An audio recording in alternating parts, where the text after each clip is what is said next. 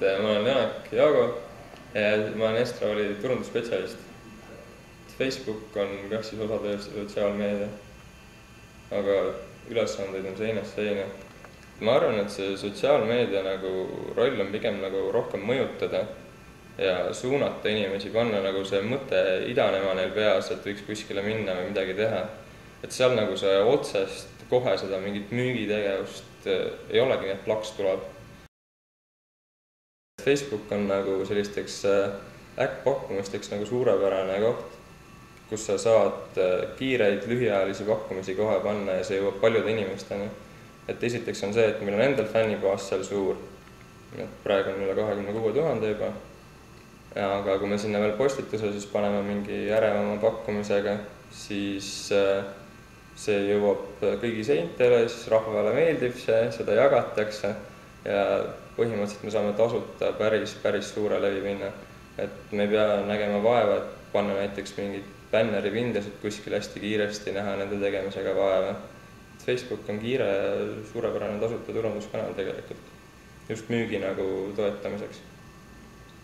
Et tihti on niimoodi, et inimesed on sellest kampaaniatest ja asjadest nii vaimustuses või ma ei teagi, pigem juba sellega nii ära harjunud, et tihti ei loeta isegi enam, kui mingi uue postituse paned seina peale, et kas on mingi lihtsalt infokild, see on nõuanne, vaid esimesed kommentaarid on jagatud, et Jessikas saan jälle midagi võita.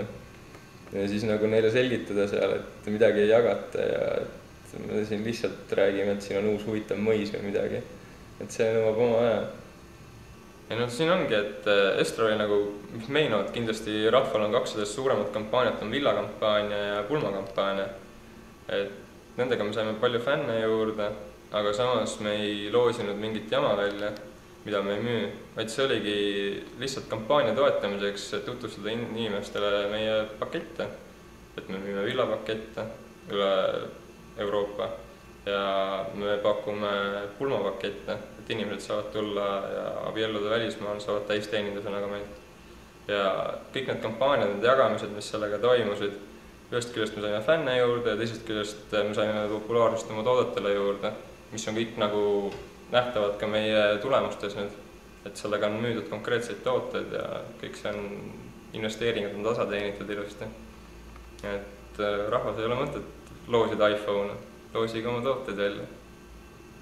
Kui Facebook välja jätta, mida ma arvan kõik teavad, et me oleme siin päris osavad selles, et siis on veel kindlasti blogi, et sinna me paneme selliseid reisiuudiseid ja ahvatlevaid asju.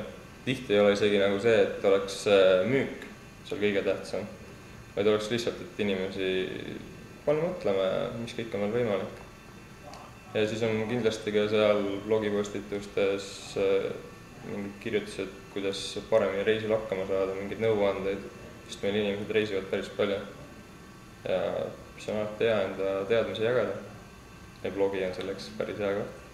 Ausalt öeldes Facebookiga olen muidugi rahul, et kui esimesed olla, et siis ei saa mitte rahul olla. Aga mis on huvitav, et tänu selle Facebookile on ka blogi külastatavus tõusnud päris oluliselt, et see on väga positiivne. Et mis just päris palju jälle blogi seda külastatavust tõstis, oli meil see viimane pulmakampaania. Et pärast seda on see blogi külastuste arv päevas tõusnud päris korralikult ja see on sellisele tasemele jäänud ka peale kampaania äralõppamist. Põhisaidi külastatavus on selline keskmine on mingi 5000 külastust päevas ilma kampaaniateta. Ja blogil oli seal äkki mingi 400-500 kandis. Et see on päris okei, me oleme rahul. Meil oli alguses enne Facebooki oli Twitter. Ja see oli selline päris hea keskkond meie jaoks alguses. Et seal oli üle 1000 järgija meil, see oli suunatud põhimõtteliselt täiesti müügile, et selle nimi oli Estraval pakub ja sinna me panime selliseid viimase hetke pakkumisi, kiiremaid lennupileti mingeid pakkumisi, mis olid lühiajalised ja see töötas väga hästi. Aga see Facebook hakkas populaarsemaks muutuma järjest rohkem ja selle suurenemisega kuidagi hakkas see Twitter ära vajuma. me oleme selle peale mõelnud ja see on selline tulevikumuusik, et see võiks olla nagu läbimõeldud asi rohkem, et nagu Facebooki, et ei ole mõtet uisapäisa seda ust lahti teha. Et kindlasti on seal väga suur potentsiaal just see turismisektoris, et sellised apatiitsed videod panna üles ja kindlasti tulevikumuusika ja mingi hetk me enda tee sinna leiame. Aga ennem on vaja rohkem see läbi mõelda. Meil selle sotsiaalmeedia eest nagu kannab hoolt ja seda hooldab turunduse tootetiim. Et tootetiimis on meil siis tootejuhid, kes kirjutavad enda toodetest, uurivad maailmas, mida huvitavat toimub, mis kirjutavad sellest blogisse. Turundus siis lihtsalt hoiab nagu Facebookil silma peal lisaks muudele nagu tegevustele. Et kedagi mingit eraldi inimest meil sotsiaalmeedia jaoks tööle ei ole võetud ja kõik teevad seda nagu oma põhiliste tööülesannete kõrvalt. Et kui kellelgi pole aega seal mõnele asjale vastata, siis hõikab teisele inimesele ja siis kui temal on rohkem aega, siis tema vastab. Meie turundusjuhil Mari-Liisil on kindlasti niimoodi, et selle sotsiaalmeedia peale läheb päris palju nagu aega, sest ta hoiab seal pidevalt silma peal. Tead, kui aus olla ei ole, me lihtsalt teeme seda ja ma arvan, et kõik on sellised mõtlevad organismid meil siin, et saavad sellega hakkama ja mingit jama ei korralda. Et ma tean, et paljudes ettevõtetes on tegelikult ongi konkreetselt mingid sotsiaalmeedia strateegiad ja väga läbimõeldud ja mingi selline tsensuur on enam-vähem peal, et igat asja ei tohi kirjutada. Et selles suhtes meil seda niimoodi ei ole.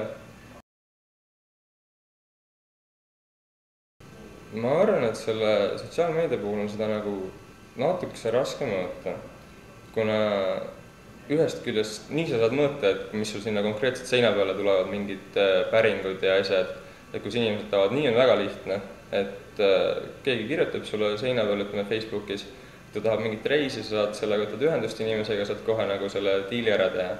Aga sealt, mis muud nagu tulevad asjad, kui me paneme sinna mingid pakkumised, et neid on natukese raske mõõta.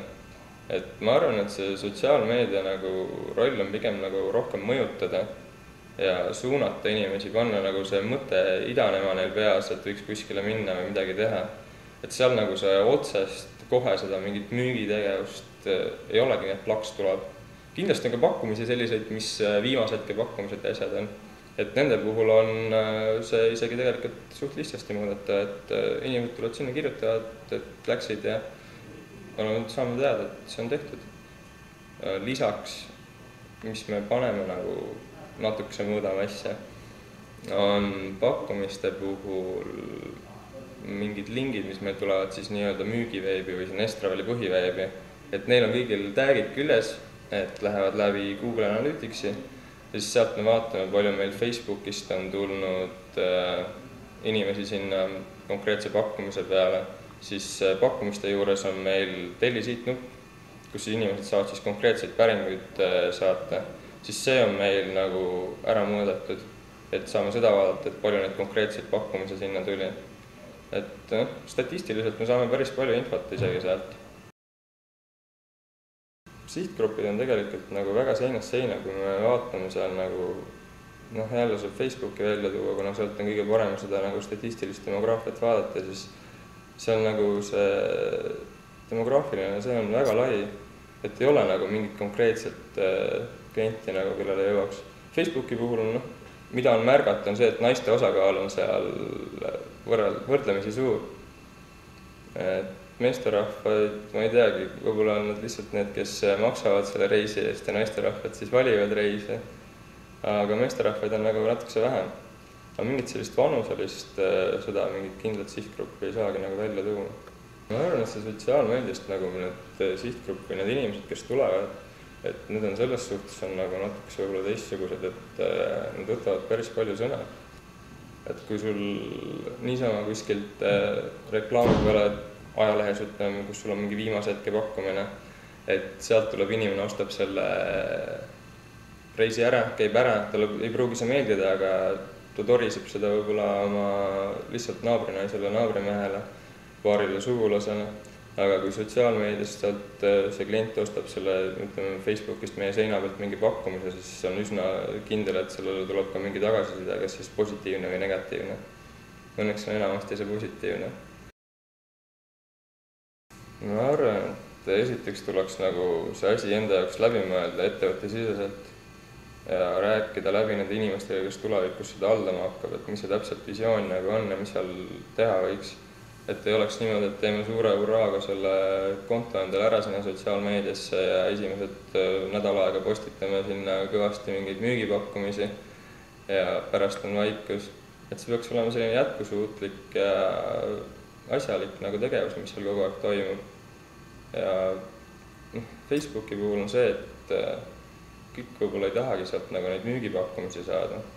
Et seal peaks olema tasakaalus sul mingid müügipakkumised, muidu vajalik informatsioon ja ma ei tea, kas siis alguses on kindlasti, et neid fännibaase koguda kõigil silma jäänud see, et tehakse kõvasti fännimänge.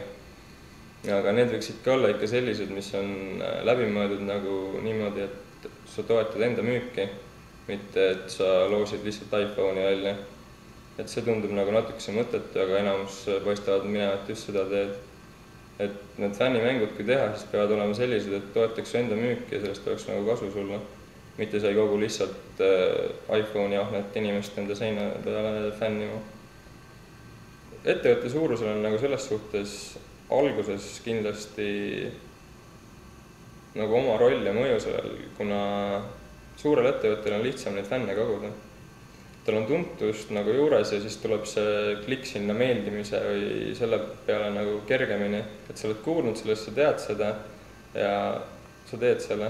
Kui on mingi väike ettevõte, siis tal on alguses natukese raskem, aga põhilist rolli hakkab siiski mängima see sisu, mis sa sinna genereerid.